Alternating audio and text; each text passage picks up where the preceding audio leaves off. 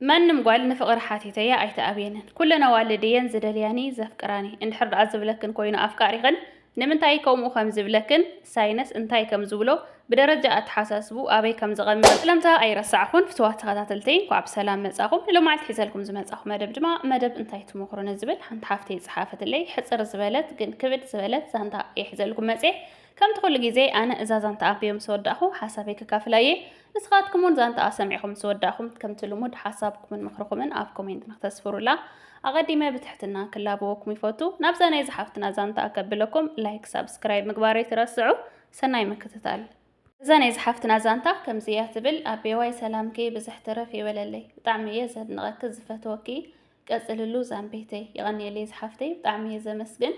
إن أنا مخرة ملكت خندلي عاركلني تاريخي نوحيوا كحزر الكس عامة شدش تورحن غيرنا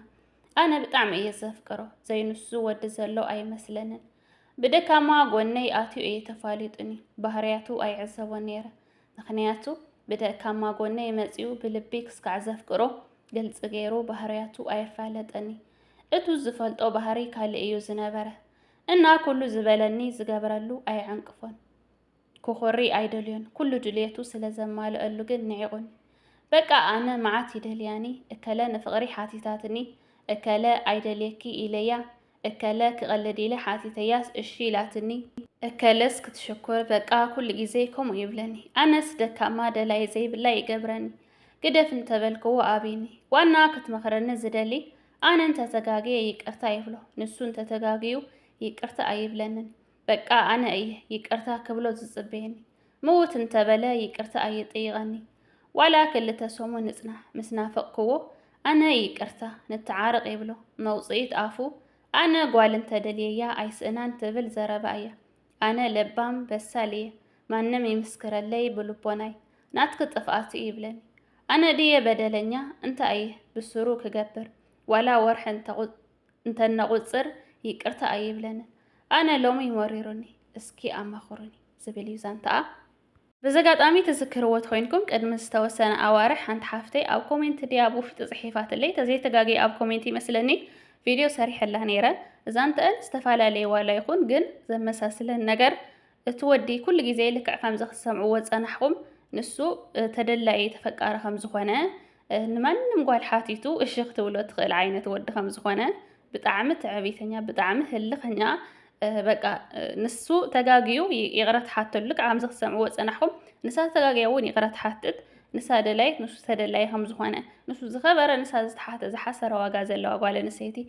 كم زخوانات كم زسمع زقبر أفكار زلو أقوال مخرت ليا قريبا نيرا بزحت ون أب كومنت زانت خن أعليل كن إذا مخر كن أنير كن بفلاك هفت هيوت نسو زوات أخن بوشطون بزحت مسيخن إذا لو معلت بوست زقبر كيها أنا زلخو هيوت وي أنا زنبركو هيوت بلا بزحت أنير كن مالتي سلازي بزقات آمي إذا خمزة عينة ززارة كن وديك تردون كتفلتون زلك النجر أنا كون دحار كم عينة زانت خاب صحافة اللين دحار أب فيسبوك يمثلني صحف رغيبة أم بيبك بسترد أخوه نمنتاي كمزي خمز بلكن بدرجات حساس بوقة بساينس بخما يقل زبل كنقركنيه بمجمريا قد بزعوا يكرتا أنا كرد أكزدلي كما أنا سأمنه له يكرتا كل جزء مسدك سوات كتنبر كلها زخوان نركبك نتمسرت كايزل خازم الناسي نبوزح عامثات قصل كابزخ الحادة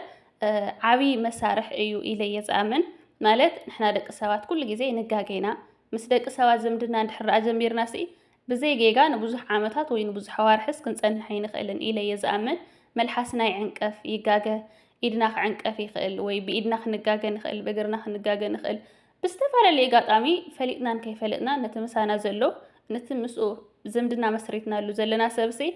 كنا قيمو نخيل كنا جاجا نخيل كنا طفق نخيلينا جن كل جزء حادثة كمو خمزلو آمينو أب هيوت مس حدا ود سب كتنبر كلها كطفق تخيل تسبون كطفق خمزة خيل نحر آمين كاس تمسرت كايزل خام حزنتا وخويني خيل فقراو ركب إن بزح عامثات كسأن هي خيل نبز عبي درجاون كعبي خيليو حدا سب طفقات آمينو يكرتا زبل يكرتاون زغبل نحر أخوينو كل جزء بقى ركبوا مس هبز عبي درجة هنا مبصح ተኽእሎ ኣለዎ ኢለ እየ ዝኣምን ካብ ናይ ይቅርታ ኣርእስቲ ገና ከይወፃና ከለና ከም ኣነ ዝኣምነሉ ንሕና ደቂ ሰባት ሕግን ደንብን ንቐምጥ ኢና ንኣብነት እዚ እንድሕር ደኣ ገይሩ ብዚኣ እንድሕር መፂኡ ንሲ በቃ ይቕረ ኢለ ምስኡ ፍቕራዊ ርክብ ይኹን ወይ ምሕዝነት ክኸውን ይኽእል ምስኡስ ክቕፅል ኣይክእልን በቃ ካብታ ሰዓት ንሳ ምስኡ ዝነበረኒ ዝምድና ከቋርፆ ይኽእል እየ ኢልና ንውስን ኢና ሕግን ደንብን ንቐምጥ ኢና ንኣብነት ሓደ መፂኡ ኣነ በደይ እንድሕር መፂኡኒ ወይ ብስድራይ እንድሕር መፂኡኒ ወይ ብሃይማኖተይ ብኽብረይ ክኸውን ይኽእል ብሓፈሻ ኢሉ ሰብ ሕግን ደንብን ይቐምጥ እዩ እታ ሕግን ደንብን እንድሕር ደኣ ኣፍሪስካሉ ክምሕረካ ዘይኽእል ይቕረ ክገብረልካ ዘይኽእል ምስኡ መስሬትካዮ ዝነበርካ ዝምድና ክትቅፅል ዘይትኽእል መብዛሕትኡ ሰብ ሕግን ደንብን ናይ ሂወቱ ይቐምጥ እዩ ንሱ ኣነ ሓደ ዝኣምነሉ ነገር እዩ ካልኣይ ኣነ ዝኣምነሉ እውን ኣብ ሂወት ምስ ዝኾነ ሰብ ትላለሞ ካልእ ዓይነት ባህርያት ኢኻ ትረኽበሉ ድሓር ግን ካልእ ሕቡእ ባህርያት ትረኽበሉ ማለት እዩ ንኣብነት እቲ ቅድሚኡ ረኺብካዮ ዝነበርካ ብጣዕሚ ዝጠቕመካ ወይ ከዓ በቃ ከም ፃዕዳ ጌርና እሞ ንሪአዮ ንስኻ ትፈልጦ ዝነበርካ ፃዕዳ ብድሕሪኡ ከዓ ፀሊም ከም ዝኾነ እንድሕር ደኣ ተረዲእኻ እቲ ፀሊም ድማ ንዓኻ ዝጎድእካ ምዃኑ እንድሕር ደኣ ተረዲእኻ ሲ በቃ ክትቅፅል ኣይትኽእልን ምስኡ ክትቅፅል ኣይትኽእልን እዚ ነበረካ ዝምድና ትቆርፀ ኢኻ ወላ ይቅርታ ክብለካ ይኽእል ግን እምነትካ ፍቕርካ ኣብ ልዕሊኡ ዝነበረካ ብዙሕ ነገር ይጎድል እሞ ምስኡ ንክትቅፅል ይፅግመካ ስለዚ በቃ ክተቋርፃ ትግደድ ማለት እዩ ከምኡ እውን ሕግን ደንብን ናይ ሂወትካ እንድሕር ደኣ ጥሒሱ ክተቋርፆ ትግደድ ኢኻ ካብኡ ሓሊፉ ግን ደቀቕቲ ጌጋታት ንሂወትካ ክጎድኡ ዘይኽእሉ ማለት ብይቕረ እንድሕር ደኣ ተቐቢልካዮም እንድሕር ደኣ ሓሊፍካዮም ሲ ዝምድናኻ ናብ ዝዓበየ ደረጃ ክቕይሩ ወይ ከብፅሑ ዝኽእሉ እንድሕር ደኣ ኮይኖም ግን ኩሉ ግዜ ይቕረ ዝብልን ይቕረ ዝቕበልን ሰብ ዝሓድግን ሰብሲ ኩሉ ግዜ ናይ ሓደ በሳል ዝበሃል ናይ ሓደ ፅቡቕ ስነ ምግባር ዘለዎ ሰብ ባህርያት እዩ ተባሂሉ እውን እዩ ዝግለጽ ስለዚ ይቕረ ኩሉ ግዜ ንስኺ ኣጥፊእኺ ይቕረ ምባልኪ ፅቡቕ እዩ እንተዘይኮይኑ ንሱ ኩሉ ግዜ ንስኺ ተጋጊኺ ይቕረ ትብሊ ትሓትዮ ንሱ እውን ተጋጊዩ ናቱ ጌጋ ንስኺ ይቕረ እንድሕር ደኣ ትሓትሉ ኮይንኪ ቀዳማይ ነገር ኣብቲ ንስኹም መስሪትኩምዎ ዘለኹም ፍቕራዊ ርክብ ንስኺ ጥራሕ ክቐፅል ትደልዮ ዘለኹ እምበር ንሱ ክቐፅል ኣይደልዮን ካልኣይ ከዓ ኩሉ ግዜ ሰብ ዘጥፍኦ ንስኺ ናቱ ሰብ ጥፍኣት ይቕረ ትሓቲ እንድሕር ደኣ ኮይንኪ ናይ ክልተይኹም ጥፍኣት እንድሕር ደኣ ይቕረ ትሓቲ ኮይንኪ እቲ ሰብ ኩሉ ግዜ የንዕቐኪ እዩ ኩሉ ግዜ ንስኺ በቃ መንገዲ ዘይብልኪ መውፅኢ ዘይብልኪ ካብቲ ኣትኺያ ዘለኸሲ መውፅኢትን መማረፂትን ዘይብልኪ ገይሩ እዩ ዝሪኦ ማለት እዩ ስለዚ ንሱ እንተተጋጊዩ ባዕሉ ይቕረ ክሓተክ ኣለዎ ጥፍኣቱ ክኣምን ኣለዎ እንድሕር ደኣ ከምኡ ኮይኑ ሓደ የኽብረክ እዩ ይደልየክ እዩ የፍቅረክ እዩ ፍቕራዊ ርክብኩም እውን ክቕፅል ይደልየ እዩ ብከምኡ ትርኢ ኣለኺ ትርድእ ኣለኺ እንድሕር ደኣ ንሱ ጌጋ ተጋጊዩ ሕጂ እውን ንስኺ ይቕረ ክትሓትሉ ዝፅበ ኮይኑ ግን ሓደ ርክብኩም ንስኺ ጥራሕ ክትደልየ ዘለኺ ሓደ ጥራሕ ደልይዎ ሓደ ጥራሕ ፅዒሩሉ ከዓ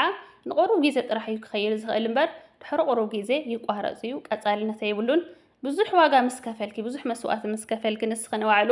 ረብሪብኪ ደኺምኪ ተቋርፁ እዩ ትኽእል ኢኺ ብዙሕ ነገር ምስ ከሰርኪ ናብ ጣዕሳ ተኣትዉ ትኽእል ኢኺ ክልተይኹም ትደልይዎ ርክብ እዩ ክህልወክ ዘለዎ ትኽበርሉ ትፍቀርሉ እንድሕር ደኣ ጌጋ ተጋጊኺ ይቅርታ ክዝቕበለሉ ንሱ ጌጋ ተተጋጊዩ እውን ይቅርትኡ ትቕበልሉ ርክብ ደኣ ክህልወክ ኣለዎ እምበር ኩሉ ግዜ ንስኺ ደላይትን ይቕረ ሓታቲትን ክትኮኒ ብምንም ተኣምር ክትስማዕምዐሉ ኣይብልኽን ክትቅፅልዮ እውን ኣይብልኽን ድሕሪ ሕጂ ክትደግምዮ እውን ኣይብልኽን ካልእ ብደረጃ ኣተሓሳስቡ ሓደ ብዙሓት እየን ዘፍቅራኒ ማንም ጓል ኣይተኣብየንን ዝብል ኣተሓሳስባ ዘለዎ ወዲ ይኹን ጓል ከምኡ ዓይነት ኣተሓሳስባ ዘለዎም ሳይንስ ዝገልፆም ዋላ ሰርች ጌርኩም ትሪኡ ትኽእሉ ኢኹም ብደረጃ ብስለቱ ዝተሓተ ብስለት ዘለዎ ንኽበስል ብዙሕ ዝተርፎ ኣብ ናይ ደረጃ ህፃን ብስለት ዝምደብ በተሓሳስብኡ ህፃን ዝበሃል ዘይበሰለ ሰብ ወዲ ይኹን ጓል ገና ዘይበሰለ ሰብ ከም ዝኾነ እዩ ዝገልጽ ካልእ እዚ ከምዚ ዓይነት ሰብ ድማ ናርሲስት ብዛዕባ ናርሲስት ሰርች ጌርኩም ትሪኡ ትኽእሉ ኢኹም ናይ ናርሲስትነት ዓይነት ባህሪ ዘለዎ ከምኡ ድማ ሓደገኛን ምሽጥራውን ጌም ተኸቲሉ ዝነብር ንኣብነት እዛ ጓል ኣንስተይቲ ከምዚ ኣብ ዛንታ ዝሰማዕናዮ ኩሉ ግዜ ንሳ በዲላ ይቅርታ ትሓቶ ንሱ በዲሉ እውን ይቅርታ ይሓታ ከም ፅሒፋቶ ዘላ ድማ ሓንቲ ዘይትረብሕ ጓል ከም ዝኾነት ንኽስምዓ ዝገብር ሰብ ኩሉ ግዜ ኩለን ደቂ ኣንስትዮ ከም ዘይኣብዩ ማንም ጓል ንፍቕሪ ሓቲቱ ከም ዘይተኣብዩ ክዛረባ ከሎ ንሳ ዘይተደላይት ማንም ደላይ ዘይብላ ንሱ ግን ኩለን ኣብዛ ምድሪ ዘለዋ ደቂ ኣንስትዮ ከም ዝደልዩ በቃ ንዕኦ መውናናስ ከም ሓደ ሎተሪ ዝወነነት ከም ሓንቲ ዕድለኛ ጌራ እናቓንአትን እናሰግአትን ንኸይፈላለዩ እናፈርሐትን ኩሉ ንሱ ዝደለዮ እናማልአትሉ ንኽትነብር ስለ ዝደሊ እዚ ሓደገኛን ምሽጥራውን ዝበሃል ጌም እናተጫወቶ ኣብ ልዕሊኣ ይነብር ማለት እዩ ወይ ከዓ ኣብ ልዕሊ ካልኦት ሰባት እውን ከምኡ ክገብር ይኽእል ስለዚ ንስኺ ሓደ ትርድእ እዮ ዘለኪ እዚ ምሽጥር እዚ ሓደ ትፈልጥ የለኪ ንስኺ ኣፍቂርክዮ ንዓኺ መስፈርት ከማልኡ ማለት ንኩለን ኣብዛ ምድሪ ዘለዋ ደቂ ኣንስትዮ መስፈርተን የማልእ ማለት ኣይኮነን ንስኺ መሪፅክዮ ማለት ኩለን ደቂ ኣንስትዮ ይመርጾ ማለት ኣይኮነን ሓንቲ ንፍቅሪ ሓቲትዋ ሽኽ ትብሎ ትኽእል እሺ ከይበልኡ እውን በቃ ንዓኺ ንኸፍርሐኪ ከምዚ ክንገልጾ ፀናሕና ጌም ክጫወተልክ ስለ ዝደለየ እውን ክዛረበኪ ይኽእል እዩ 10 ደቂ ኣንስትዮ መፅአን ን10 ዋላ ሓንቲ ነጥቢ ዘይክረኽባሉ ይኽእላ ኩላትና ዝተፈላለየ መልክዕን ዝተፈላለየ ሕብርን ኣለና ከም ኩላትና ከም ባህርያትናን መልክዕናን ድማ ንጥቀሞ መስፈርቲ ዝቐመጥናዮ መስፈርቲ ናይ ኩላትና ይፈላለዩ ንስኻ ዝመረፅክዮ ካልኦት ዘይክመርፁ ይኽእላ እየን ንስኻ መሪፅክዮ ማለት ኩለን ደቂ ኣንስትዮ ይመርፆ ማለት ኣይኮነን ንሓንቲ ጓል ኣንስተይቲ ብዙሕ መስዋእቲ ዝኸፍለላ ብንጹህ ልቡ ዘፍቀራ ወዲ ኣሎ ማለት ኩሎም ኣብዛ ምድሪ ዘለዉ ደቂ ተባዕትዮ ብንጹህ ልቦም የፍቅርዋ መስዋእቲ ይኸፍሉላ ማለት ኣይኮነን እቲ ሓደ ንጥቕሚ እቲ ሓደ ንጊዜያዊ ብዝተፈላለየ ኣጋጣሚ ክቐርብዋ ይኽእሉ እዮም ስለዚ ኩለን እየን ዘፍቅራኒ ኩለን እየን ዝደልያኒ ክብለክ ከሎ ብመሰረቱ ኩሉ ትምሽጥሮ ትርድእ እየ ዘለኪ ኩለን ደቂ ኣንስትዮ ብምንም ተኣምር ክመርፅዎ ኩለን ደቂ ኣንስትዮ ካፍቀርኡ ኣይኽእላን ሓደ እዚ ተኣምንሉ ኣለኪ ማለት እዩ ኩላትና ንናይ ባዕልና ምርጫ ልክዕ ከምቲ ሕብርናን ባህርያትናን ምርጫታትና መስፈርታትና ይፈላለዩ ስለዚ ንስኹ እውን ንሱ ኣየፍቅረክን ንሱ ኣየኽብረክን ንዑ መስፈርት ኣየማልእኽን ማለት ንኩሎም ደቂ ተባዕትዮ መስፈርቶም ኣይትማልእን ኩሎም ኣየፍቅሩኹን ኣይደሊኹን ማለት ኣይኮነን ስለዚ ከምዚ ዓይነት ምልክታት ከርእየክ ከሎ ብቃላት ይኹን ብተግባራት ብግልፂ ብትሕትና ቀዳማይ ነገር ጥፍኣት ከጥፍእ ከሎ ንጥፍኣቱ ይቅርታ ክሓትት ከም ዘለዎ ንሱ ይቅርታ እንድሕር ዳኣ ሓቲቱ ንስኸውን ይቅርታ እንድሕር ዳኣ ሓቲትኪ ንርክብኩም ቀጻሊ ክኸውን ከም ዝኽእል ንርክብኩም ዝደልዮ እንድሕር ዳኣ ኮይኑ ይቅርታ ክሓትት ከም ዘለዎ ነቲ ዓርሰ እምነት ክዘጉድል ቃላቱን ተግባራቱን ድማ ክቐንሶ ከም ዘለዎ ብትሕትና ተረድኡ የለኪ ካልእ ድሕር ሕጂ እንድሕር ዳኣ ኣጥፊኡ ብጥፍኣቱ እንድሕር ኣሚኑ ይቀረ እንድሕር ዘይሓቲቱኪ ግዜ ክትህብ የለኪ ኣብቲ ጊዜኡ ጌጉ ኣሚኑ ተመሊሱ ይቅርታ ንክሓትት ዕድል ሃብዮ